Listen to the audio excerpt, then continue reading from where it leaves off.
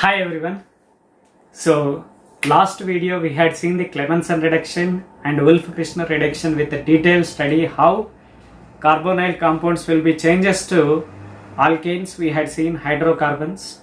Now those all named reaction videos you can find in the end of the video, as well as you can find in the iCard also, so which is present at the corner top.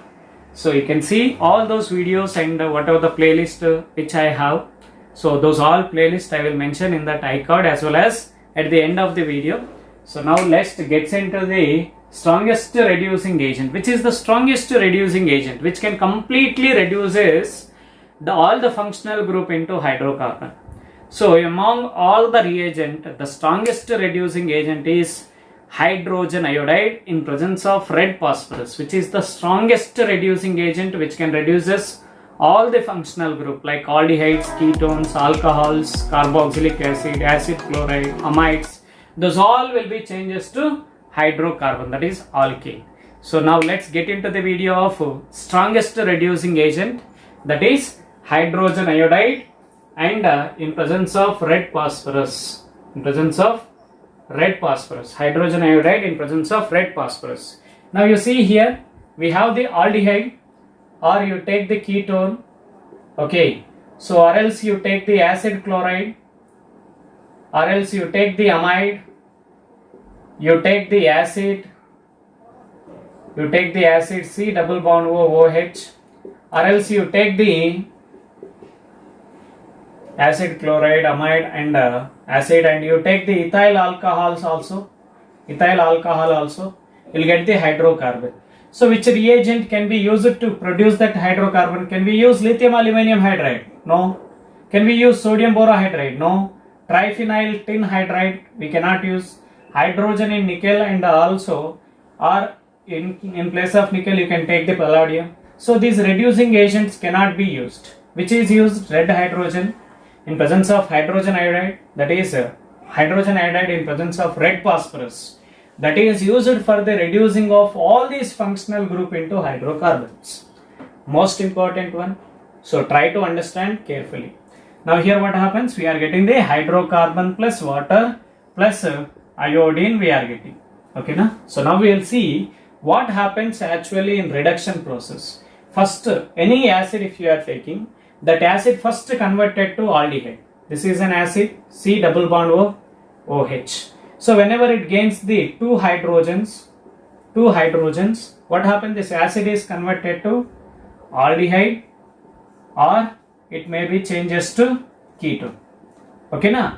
So now you see here two hydrogens are added, means one H plus ion is added, which is removed as what? Water molecule. One more hydrogen is added, we will get the aldehyde. If it is keto group is there, so if it is one alkyl group is there, that alkyl group will form the water keto.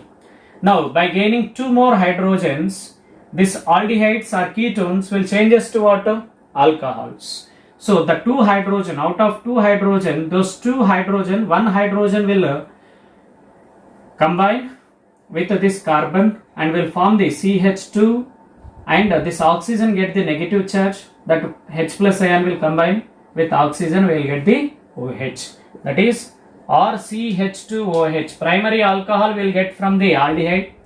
From the ketone we are going to get secondary alcohol. We are going to get secondary alcohol by gain of two hydrogens from aldehydes. When they gain the two hydrogens, then we are getting that one. Now alcohol to alkane. Now these alcohols, when they are taking the water, 2 moles of nascent hydrogen, 1 mole for the loss of water molecule, 1 mole of hydrogen, one hydrogen atom is added on to that carbon, then we are getting the water alkane, or RCH2R.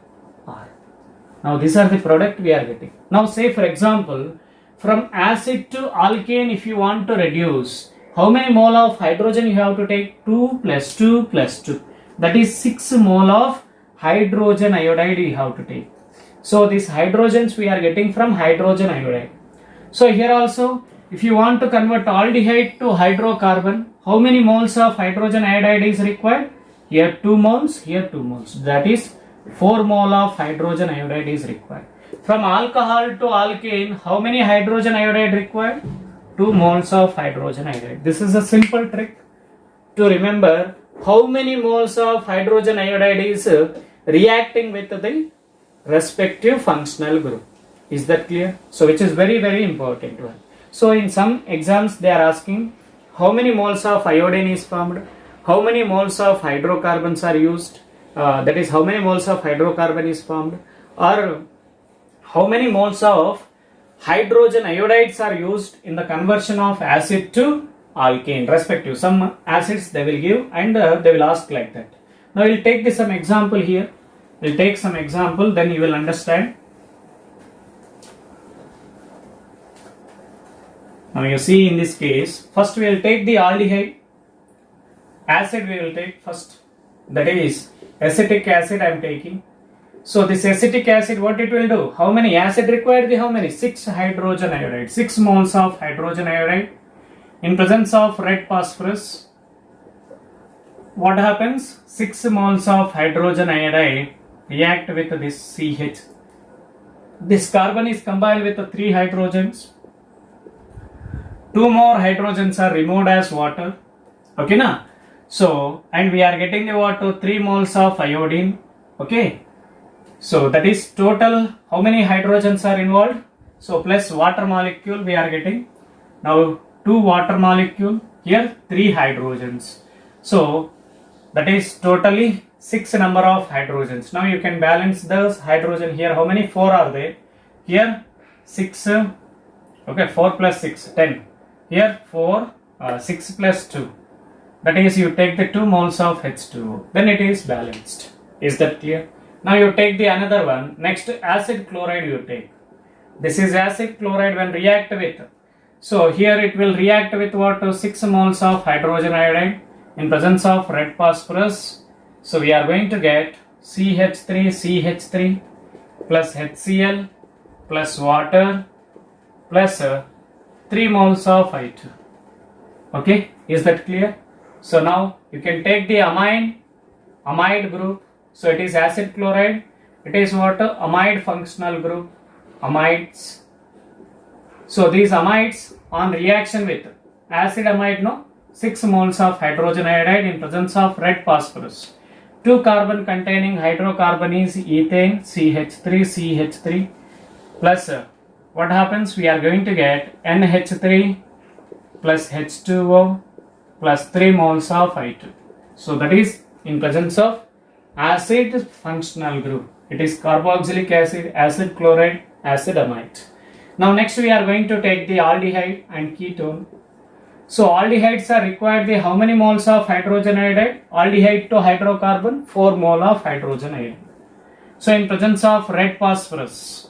So what happens? Which is react with this aldehyde and forms the hydrocarbon CH3 plus we are getting the water 2 moles of I2 plus H2O.